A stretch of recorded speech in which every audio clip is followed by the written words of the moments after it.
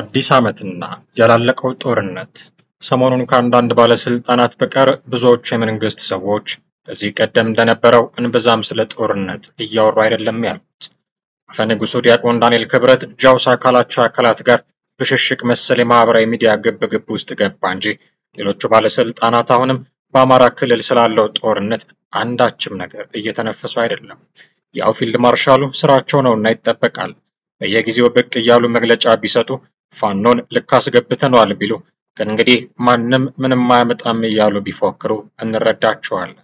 ከዚህ ጠቅላይ ሚኒስትሩም እንኳን ቢሆኑ መከላከያና ፋኖ ስለገቡበት ጦርነት እስካሁን ድረስ በግልጽ የነገሩን አንዳችም ነገር የለም። ሁኔታው በሰላም ነው ወይ ያስብላል። ሌላው ቀርቶ መንግስት ምንም ያድርግ ምንም አይኑን ጨፍኖ የሚከተለው ካድሬ ሁሉ ዝም ጭጭ ብሏል። ነገሩን ሁሉ ለኮማንድ ፖስቱ አስረክቦ ሁሉም ወደ የጎሬው ተሰብስበዋል። እስከዛሬ ስምነክቷቸው ነው ለንግግራቸውና ለተግባራቸው ሳይጠነቀቁ በሽሽቅና ምስቅልቅል ሲፈጥሩ የነበሩት ያስበላል ያሁኑ ሁኔታቸው። በእነዚህ ሰዎች ምክንያት ብዙ ሰው በፖለቲካ ተንገሸገሸ። ዓመት ምን አመጣለት? ጥፋት እንጂ ያበዛበት እንደ መርዛማ እንዳደገኛ ነገር ፖለቲካም ልጆች የማይደርሱበት ቦታ ተዘግቶበት ቢቀመጥ ይሻላል ያስበላል የሀገራችን ሁኔታ። ይህን የፖለቲካ ካንሰር ላለማየትና በዞረበትም ላለመዞር ምሎ የነበረውን ሰው ቤቱ ይቁጠረው።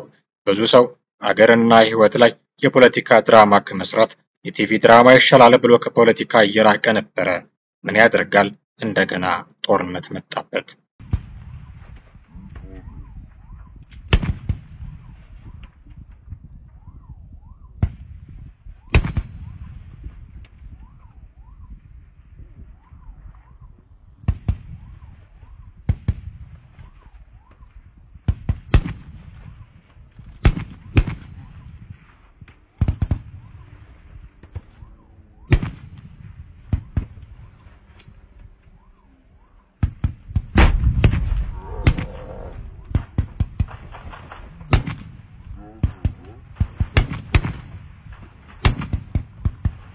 ሶስት ዓመት በተከታታይ በጦርነት የጨለመ በዓል ያሳዝናል።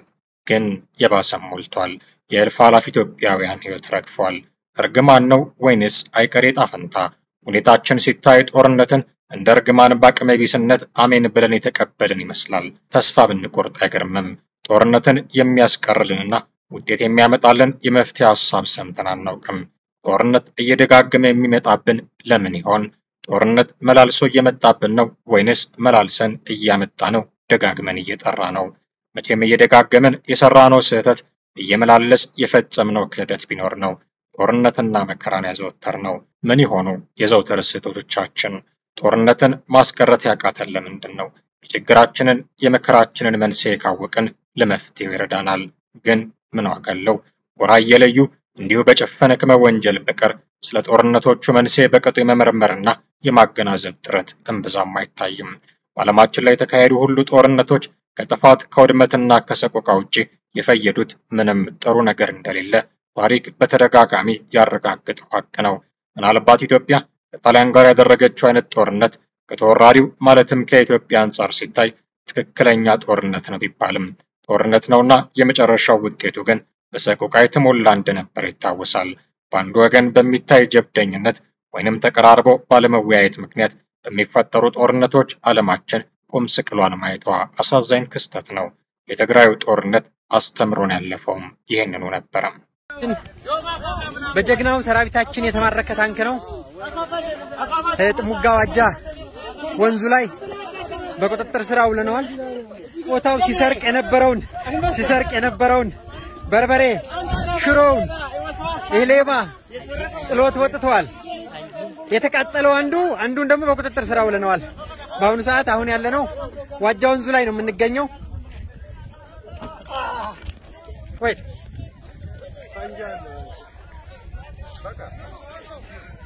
የጠላት ታንክ በዚህ ሁኔታ ነዷል። ጀግናው ሰራዊታችን ከኋላ ያለውን ታንክ አሁን በቦምብ አጋይተነዋል። ግባ ይዞ ግባ። ይሄ ነው ታው ይዟል። በዚህ ሰዓት በውጊያውን ተቃጥሎ ነው ጀግናው 58ኛ አማራ ወሎ ፋኖ ዋጃት ሙጋ ላይ ይገኛል። ጠላትን በመፋለም ላይ ይገኛል። መቀሌ ሳንደርስ አንቆም እናሸንፋለን። መቅረት የሚባል የለም።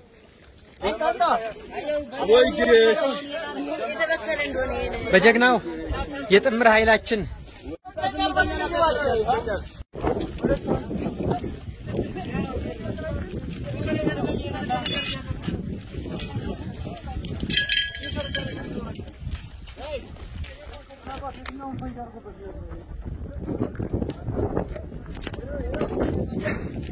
ጀግናው ጥምር ጦር ኢትዮጵያ ኃይል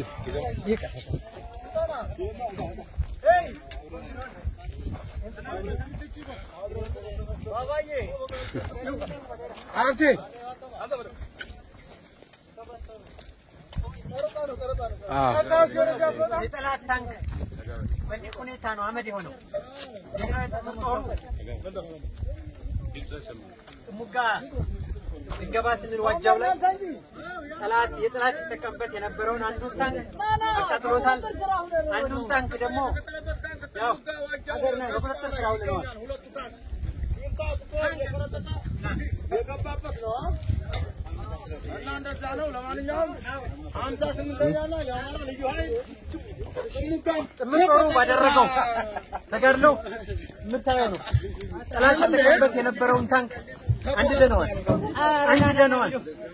አሁን በአሁኑ ሰዓት የራያን መሬት ነፃ ወጥተን ጠላታችንን እያባረርን ሰላም እስከምትሆን ድረስ ጀግናው መከላከያ ኃይላችን ጋር ሆነን ነፃ እናወጣለን።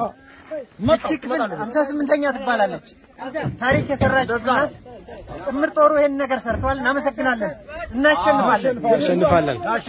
እናሸንፋለን።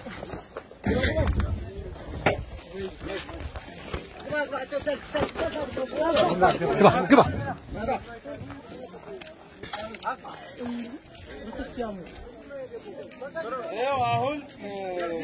እንዲፎክረን የጀመርነው የትግራዩ ጦርነት እንኳን ይሄው የማይቀረው ጊዜ ደርሶ መርዶ ወደሚነገርበት ደረጃ ተሸጋገረ።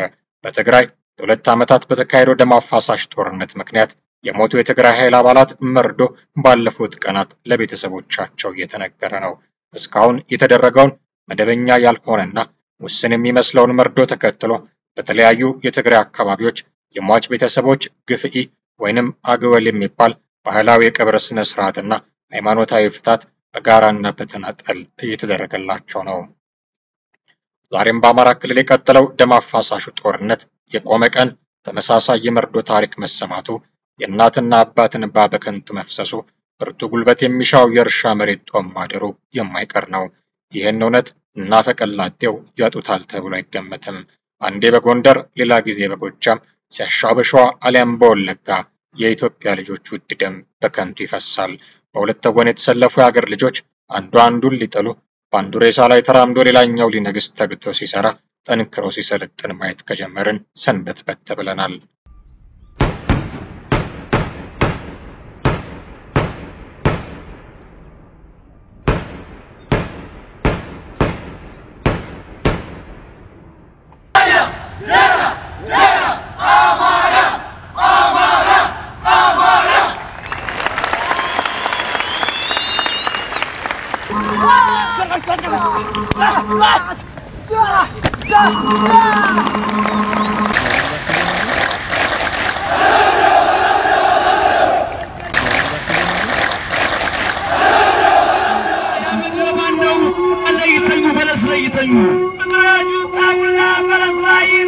ይሄ መሬት ላይ ያለ ልምምድ ተጋግሎና ተፋፈሞ ከቀደመው የህዋቱ ጦርነትም ብሶ አሁን በአማራ ክልል ሰይፍ አማዟል።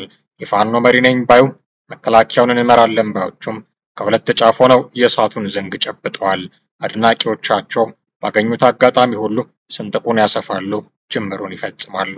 ላይባ ያጣው ጦርነት መፍትሄ ተነፍቆት አሁንም በመላው አማራ ንጹሃንን ጭምር በጥይት አረር እየቆላ ነው።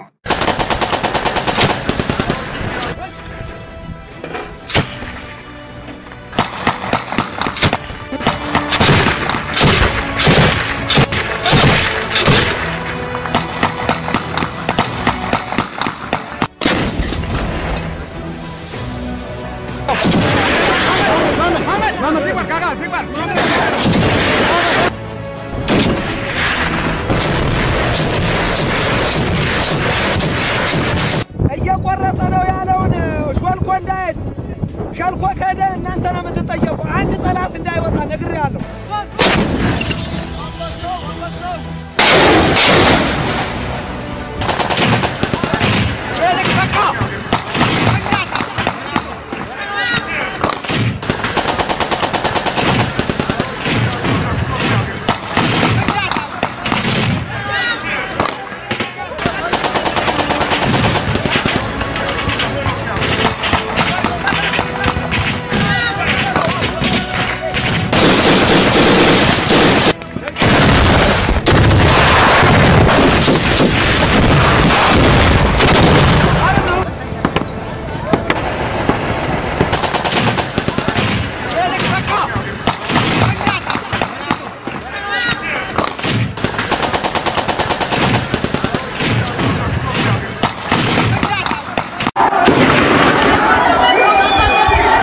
ወይኔ እናቴ ማርያም